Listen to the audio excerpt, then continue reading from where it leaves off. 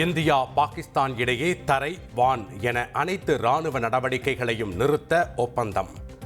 பாகிஸ்தான் ராணுவ நடவடிக்கைகள் குழு இயக்குனர் இந்திய ராணுவத்துடன் நடத்திய பேச்சுவார்த்தையால் முடிவுக்கு வந்தது போர் பதற்றம்.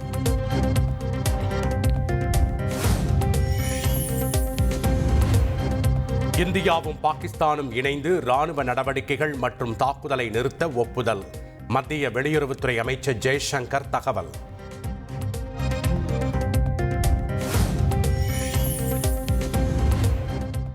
இந்தியா பாகிஸ்தான் இடையே நாளை மீண்டும் பேச்சுவார்த்தை.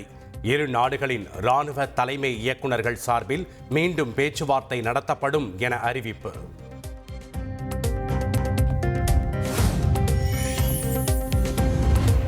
போர் பதற்றம் காரணமாக மூடப்பட்ட பாகிஸ்தான் வான்பரப்பு மீண்டும் திறப்பு. இந்தியா பாகிஸ்தான் இடையிலான தாக்குதல் நிறுத்த அறிவிப்பை தொடர்ந்து நடவடிக்கை.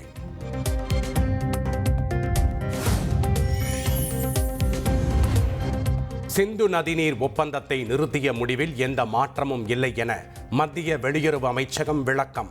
போர் நிறுத்தத்திற்கு முன்போ அல்லது பின்னரோ எந்த நிபந்தனைக்கும் இந்தியா உடன்படவில்லை என்றும் தகவல்.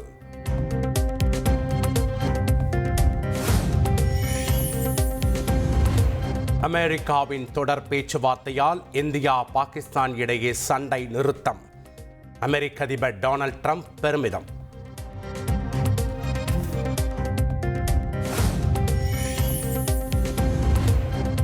இந்தியா பாகிஸ்தான் இடையே நேரடி பேச்சுவார்த்தையை தொடர்ந்தே சண்டை நிறுத்தம் என மத்திய அரசு அறிவிப்பு. அமெரிக்காவின் தலையீட்டால் தாக்குதல் நிறுத்தப்பட்டதாக ட்ரம்ப் கூறியிருந்த நிலையில் மறுப்பு.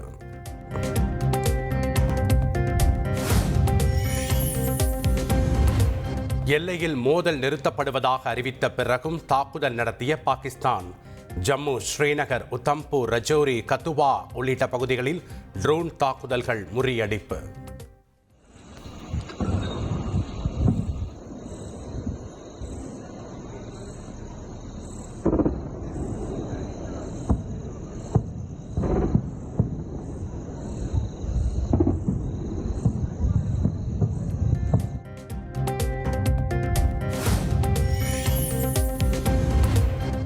பாகிஸ்தான் ட்ரோன் தாக்குதல் எதிரொலியாக எல்லையோர கிராமங்களில் மின்சாரம் துண்டிப்பு. ராஜஸ்தானின் பார்மர், பஞ்சாபின் ஃபெரோஸ்பூர், ஜம்முவின் உத்தம்பூர், ஸ்ரீநகர் உள்ளிட்ட பகுதிகள் இருளில் மூழ்கின.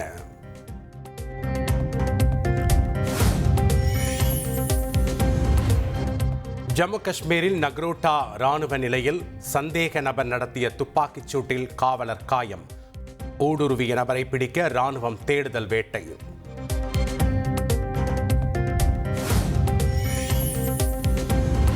ஸ்ரீநகர் பகுதிகளில் பயங்கர வெடிச்சத்தம் கேட்டதாக ஜம்மு காஷ்மீர் முதலமைச்சர் ஒமர் அப்துல்லா கொந்தளிப்பு. இது போர் நிறுத்தமே இல்லை என்றும் ஆவேசம்.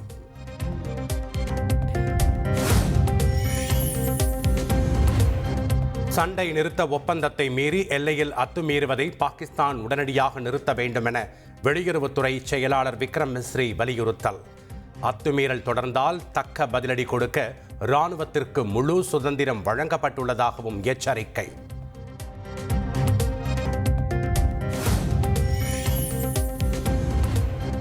எல்லையில் தொடரும் அத்துமீறலுக்கு பாகிஸ்தானே பொறுப்பு என்றும் வெளியுறவுத்துறை செயலாளர் விக்ரம் மிஸ்ரி காட்டம்.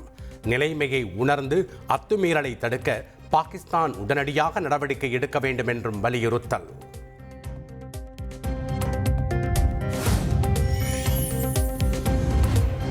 ஸ்ரீநகரில் எந்த குண்டுவெடிப்பும் நிகழவில்லை என ராணுவம் தகவல். எல்லை கட்டுப்பாட்டு கோடு அருகே தாக்குதல் நடைபெறவில்லை என்றும் விளக்கம்.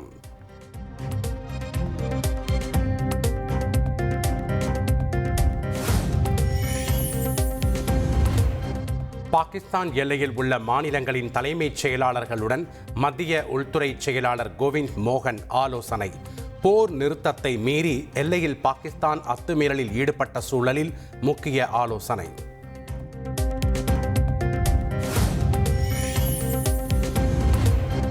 எந்த ஒரு ஆபரேஷன் நடத்தப்பட்டாலும் அதனை எதிர்கொள்ள தயாராகவே உள்ளோம்.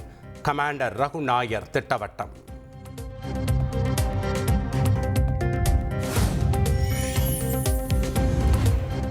பிரம்மோஸ் ஏவுகணையை சுட்டு வீழ்த்தினோம், S-400 ஏவுகணையை சுட்டு வீழ்த்தினோம் என பாகிஸ்தான் கூறுவது தவறு.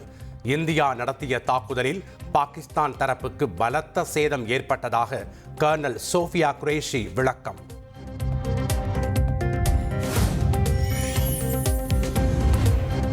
பாகிஸ்தானில் உள்ள மசூதிகளை இந்தியா தாக்கியதாக பாகிஸ்தான் கூறியது தவறு. இந்தியாவின் தாக்குதலால் பாகிஸ்தானின் ராணுவ முகாம்கள், விமானப்படை தளங்களுக்கு பலத்த சேதம் என கர்னல் சோஃபியா குரேஷி தகவல்.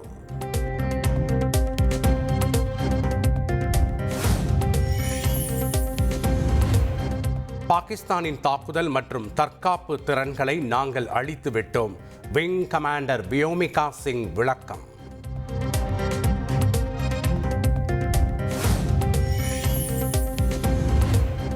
ஆபரேஷன் சிந்து நடவடிக்கையால் 2 நாட்களில் நடந்தது என்ன? வீடியோ வெளியிட்டு இந்திய ராணுவம் விளக்கம்.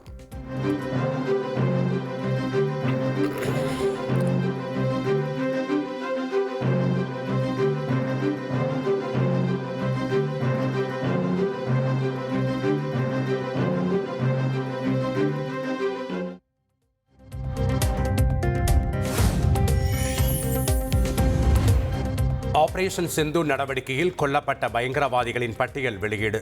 ஹஃபீஸ் முகமது ஜமீல், முகமது யூசுப் அசார் உள்ளிட்ட 5 பயங்கரவாதிகள் கொல்லப்பட்டதாக அறிவிப்பு.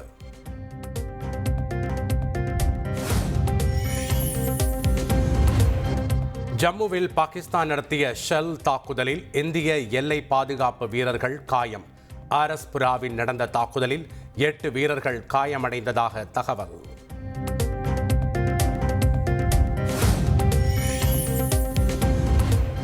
இந்திய பாதுகாப்பு ஆலோசகர் அஜித் தோவலுடன் சீன வெளியுறவுத்துறை அமைச்சர் வாங் யி தொலைபேசியில் பேச்சு.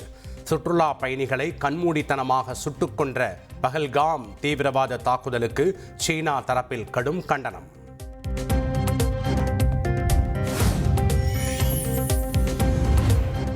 இந்தியாவும் பாகிஸ்தானும் பேச்சுவார்த்தை மூலம் போர் பதற்றத்திற்கு தீர்வு காண வேண்டும் என சீனா விருப்பம். இந்தியாவும் பாகிஸ்தானும் தவிர்க்க முடியாத அண்டை நாடுகள் என்றும் சீன வெளியுறவுத்துறை அமைச்சர் வாங் யி அறிக்கை.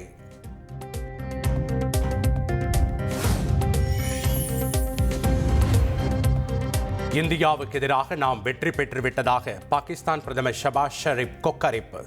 தேவையான நேரத்தில் உதவிக்கரம் நீட்டிய சீனாவுக்கு நன்றி கூறுவதாக நாட்டு மக்களுக்கு உரை.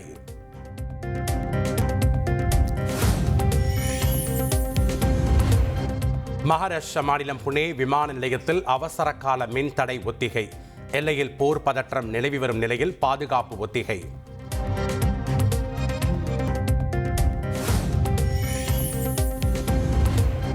போர் பதற்றம் காரணமாக நாடு முழுவதும் விமான நிலையங்களில் 2ஆம் கட்ட பரிசோதனையை அமல்படுத்திய CISF. பயணிகள் உடைமைகள், சரக்குகளை கண்காணித்து தீவிரமாக சோதனையிட உத்தரவு.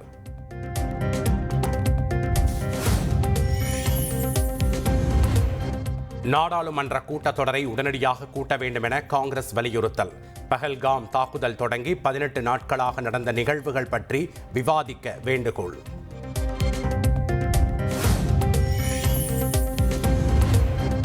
சென்னை மெரினாவில் உள்ள காமராஜர் சாலையில் முதலமைச்சர் ஸ்டாலின் தலைமையில் பிரம்மாண்ட பேரணி. இந்திய ராணுவத்தின் வீரம், தியாகம், அர்ப்பணிப்பை போற்றும் வகையில் தேசிய கொடி ஏந்தி பேரணி நடைபெற்றது.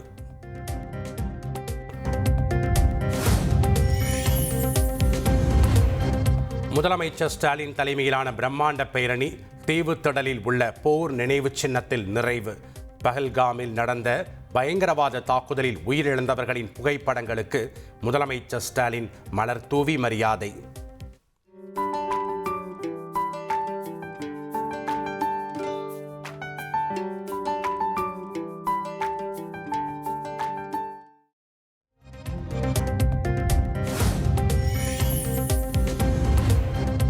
இந்திய ராணுவத்திற்கு ஆதரவாக பிரம்மாண்ட பேரணி நடத்திய முதலமைச்சர் ஸ்டாலினுக்கு ஆளுநர் RN ரவி நன்றி.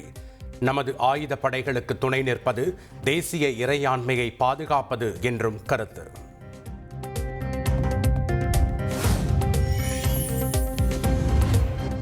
நாட்டின் பாதுகாப்புக்காக பணியாற்றும் வீரர்களின் வலிய முயற்சிக்கு ஆதரவளிப்பதாக இசையமைப்பாளர் இளையராஜா நிகழ்ச்சி.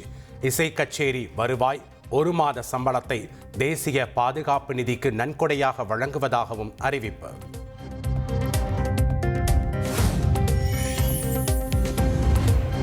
இந்தியா பாகிஸ்தான் மோதல் காரணமாக பாதியில் நிறுத்தப்பட்ட IPL தொடரை மீண்டும் தொடங்குவது குறித்து BCCI பரிசீலனை.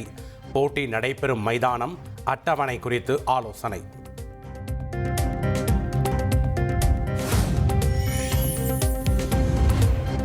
சென்னை, பெங்களூரு, ஹைதராபாத் மைதானங்களில் எஞ்சியுள்ள IPL போட்டிகளை நடத்துவது குறித்து BCCI பரிசீலனை. விரைவில் அதிகாரப்பூர்வ அறிவிப்பு வெளியாக வாய்ப்பு.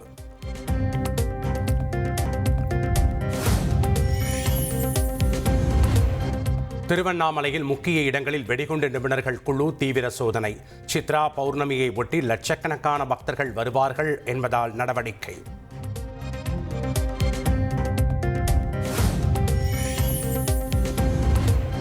திருவண்ணாமலை அண்ணாமலையார் கோயிலில் சித்திரை பௌர்ணமியை முன்னிட்டு பொதுமக்களுக்கு காவல்துறை எச்சரிக்கை.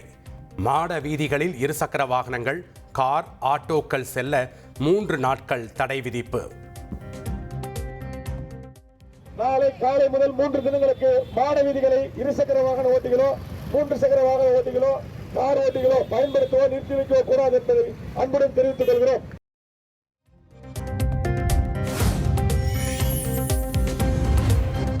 முதல் முறையாக ஹஜ் பயணம் மேற்கொள்ளும் இஸ்லாமியர்களுக்கு 25,000 ரூபாய் மானியம். 5,650 பேருக்கு வழங்கிடும் அடையாளமாக 10 பேருக்கு மானியம் வழங்கினார் முதல்வர் ஸ்டாலின்.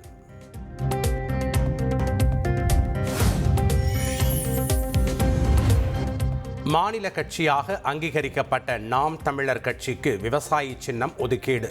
இந்திய தேர்தல் ஆணையம் அறிவிப்பு.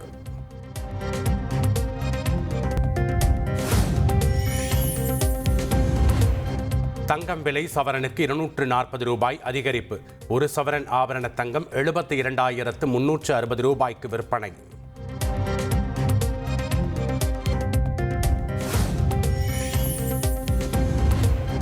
கேரளாவில் இந்த மாதம் 27ஆம் தேதி தென்மேற்கு பருவமழை தொடங்க வாய்ப்பு. இந்திய வானிலை ஆய்வு மையம் தகவல்.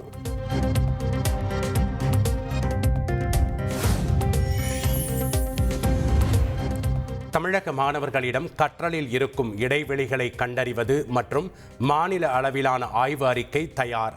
முதலமைச்சர் ஸ்டாலினிடம் அறிக்கை சமர்ப்பிப்பு.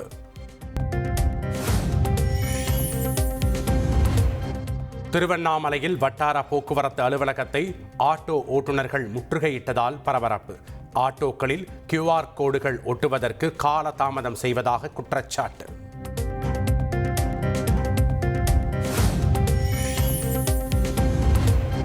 மதுரை ரயில் நிலையத்தில் கத்தியை காட்டி வழிப்பறியில் ஈடுபட்ட 2 கைது.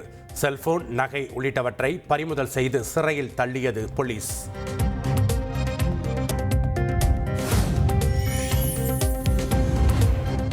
சின்ன சேலம் அருகே கூட்டுறவு வங்கியில் 60 லட்சம் ரூபாய் கையாடல் செய்த சம்பவம். தந்தி டிவி செய்தி எதிரொலியாக கூட்டுறவு செயலாளர் எழுத்தர் சஸ்பெண்ட்.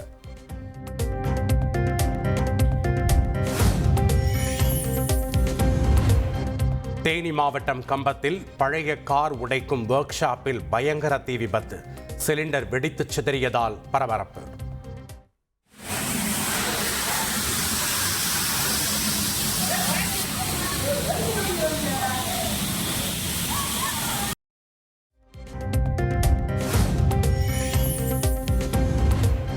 திருவண்ணாமலை அருகே புதுமனை புகுவிழாவில் உணவு சாப்பிட்ட 50க்கும் மேற்பட்டோருக்கு வாந்தி, மயக்கம்.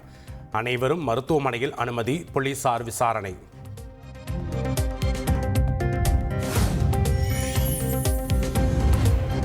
சென்னை அபிராமபுரத்தில் போதைக்காக வலி நிவாரண மாத்திரைகள் வைத்திருந்த 2 பேர் கைது. 270 மாத்திரைகள், இருசக்கர வாகனத்தை பறிமுதல் செய்து போலீசார் விசாரணை.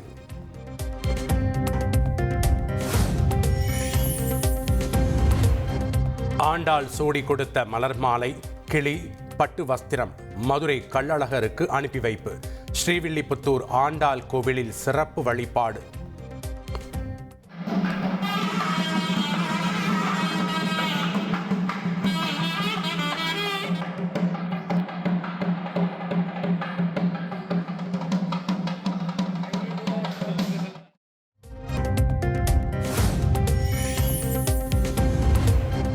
வைகை ஆற்றில் கள்ளழகர் எழுந்தருளும் பகுதியில் 3 அடுக்கு தடுப்பு வேலி அமைத்துள்ள போலீசார். பக்தர்களின் பாதுகாப்புக்காக வைகை வீரன் புகார் செயலி அறிமுகம்.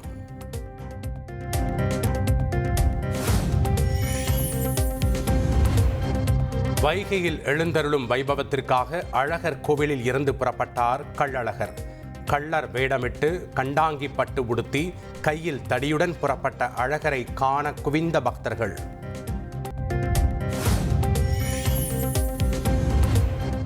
உதகையில் தேசிய அளவிலான நாய்கள் கண்காட்சியை பார்வையிட்ட சுற்றுலா பயணிகள். ராஜபாளையம் உள்ளிட்ட 55 ரகங்களைச் சேர்ந்த 450 நாய்கள் காட்சிப்படுத்தப்பட்டன.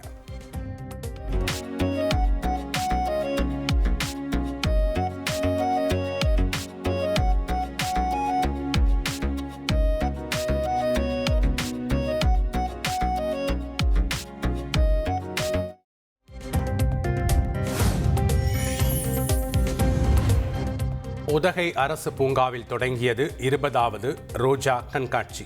மலர்களால் வடிவமைக்கப்பட்ட கடல்வாழ் உயிரினங்களின் உருவங்கள் பார்வையாளர்களை கவர்ந்தது.